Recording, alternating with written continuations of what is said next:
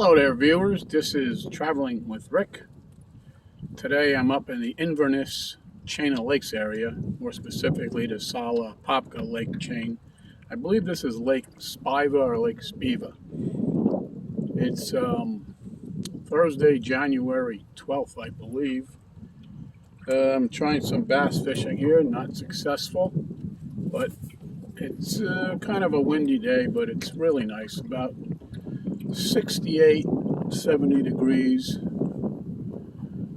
Very nice. I'm going to go to the bigger lake momentarily. I put in at the Eden boat ramp, which is only a couple miles from downtown Inverness.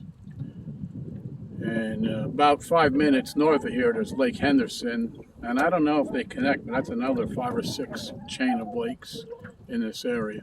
But very peaceful. I only saw one boater out. I don't know if that's because of the wind, but the wind isn't really that bad.